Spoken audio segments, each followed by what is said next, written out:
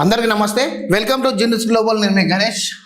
యోగి ఆదిత్యనాథ్ ఆయన ఏది చేసినా ఉత్తరప్రదేశ్ లో సెన్సేషనల్ ఉంటది. రీసెంట్ గా ప్రభుత్వ అధికారులు లంచాలు తీసుకుంటున్నాడు అని చెప్పి ఒక కొత్త ఆలోచనతో ముందుకు వస్తా ఉన్నాడు. ఇది గూస్ బంప్స్ వీడియో. దయచేసి ప్రజలారా, మిమ్మల్ని ఎవరైనా లంచం అడిగితే డైరెక్ట్ గా ఇది పంపించండి. వాళ్ళకు పాయింట్లు తడిచిపోవాలి. 500 లంచం అడిగినా మీరు ఈ వీడియో పంపించండి. ఎందుకు అంటే ప్రజలకు సేవ చేయడానికే ప్రభుత్వ ఉద్యోగులు ఉన్నారు. మనం కట్టే ట్యాక్స్ లతోనే వాళ్ళు జీతాలు తీసుకుంటున్నారు. కాబట్టి ప్రజలకే సేవ చేయాలి, కానీ మనకు రిటర్న్ గా మనల్ని డబ్బులు అడగడం అనేది నిజంగా చాలా బాధాకరం. అందుకోసం నేను ఏం చెప్తా ఉన్నా అంటే, ఎవడైనా మిమ్మల్ని లంచం అడిగినా, డబ్బులు అడిగినా, ఏ రకంగా ఇబ్బంది పెట్టినా ఈ వీడియో షేర్ చేయండి. వాని లాగులు తడిసిపోతట్టు క్లాస్ పెడతాం. పక్కా చెప్తున్నా, మీ సమస్యలు ఏమన్నా ఉంటే దీనికి కాల్ చేయవచ్చు. రైట్. అయితే కొత్తగా ఏంది అంటే, అధికారులు అవినీతికి పాల్పడ్డట్టు రుజువైతే వారి భవిష్యత్తు తరాలు ప్రభుత్వ ఉద్యోగాలు పొందకుండా అనర్హత వేటు.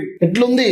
లంచం తీసుకున్నాడని రుజువైతే వాడి భవిష్యత్తు తరాలు ఉద్యోగాన్ని పొందకుండా అనర్హత వేటు. ఇది తెలంగాణలో ఇంప్లిమెంట్ చేసే దమ్ము, ధైర్యం ఈ ప్రభుత్వానికి ఉన్నదా? ఉందా? చెప్పండి. ఓ తెగ డప్పులు కట్టుకోవడం కాదు. ఇది ఇంప్లిమెంట్ చేసే దమ్ము, ధైర్యం తెలంగాణ ప్రభుత్వానికి ఉన్నదా? ఈ ముఖ్యమంత్రికి ఉన్నదా? నేను ఎందుకంటున్నా అంటే, తెలంగాణలో ఒక్కొక్కరుగా బయటపడుతున్నారు. మొన్న రీసెంట్ గా ఒక కలెక్టర్ 100 కోట్ల అక్రమాస్తులు బయటపడ్డాయి. చిన్న స్థాయి ఉద్యోగుల కానీ మొదలు పెడితే రాష్ట్ర స్థాయి ఉద్యోగుల వరకు మొత్తం లంచాలకే పడుతున్నారు. అక్రమాస్తులు సంపాదిస్తా ఉన్నారు. ఏదైనా చిన్న పని కావాలన్నా లంచం కావాలి, ఏదైనా సర్టిఫికేట్ కావాలన్నా లంచం కావాలి.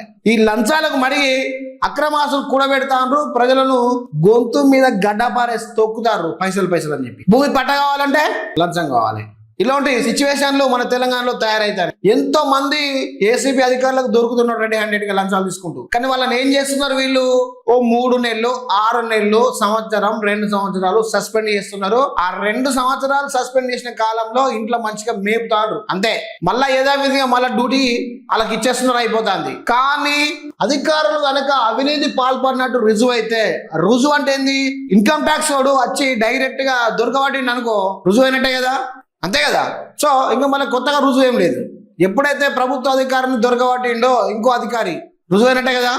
ఏసీబీకి దొరికిండు అనుకో ఒక అధికారి, రుజువైనట్టే కదా రెడ్ హ్యాండెడ్ గా. సో ఏం లేదుగా, వాళ్ళ భవిష్యత్తు తరాలు, వాళ్ళ కొడుకులు, వాళ్ళ కొడుకులు, వాళ్ళ కొడుకులు, వాళ్ళ కొడుకులు, 5 తరాలు ప్రభుత్వ ఉద్యోగునికి అప్లై చేసుకోవడానికి, చేయడానికి, సర్వీస్ చేయడానికి అనర్హత వేటు వేస్తే మొత్తం సిట్ రైట్ అవుతుంది. ఇక లంచం తీసుకోవాలన్నా కానీ వాళ్ళకు వణుకు పుడుతుంది. దీన్ని మీరు స్వాగతిస్తారా? తప్పకుండా. యోగి ఇది పెట్టిన మీరు స్వాగతిస్తారా? ప్రభుత్వ సేవల్లో అవినీతిని అరికట్టేందుకు యోగి ఆదిత్యనాథ్ తీసుకుంటున్న ఇలాంటి విప్లవాత్మకమైన నిర్ణయాలను మనం రాష్ట్రంలోనూ అమలు చేయాలి. మీరేమంటారు?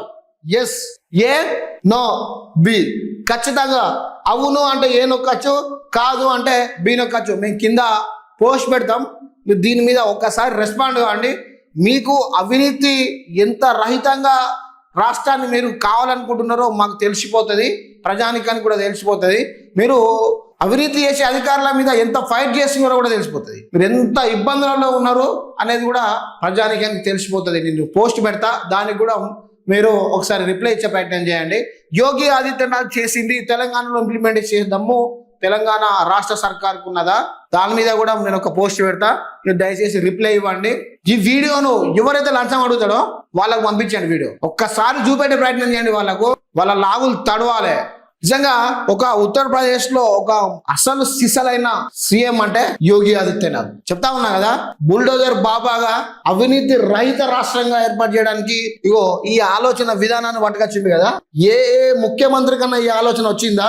అసలు సిసలైన మొగోడు యోగి ఆదిత్యనాథ్. పక్కా చెప్తున్నా, ఇది తెలంగాణలో ఇంప్లిమెంట్ అయితే ఒక్కొక్క అధికారి లాగులల్లా తడి పడుతుంది. ఒక్కొక్క అధికారి పయాంట్లు తడిసిపోతాయి.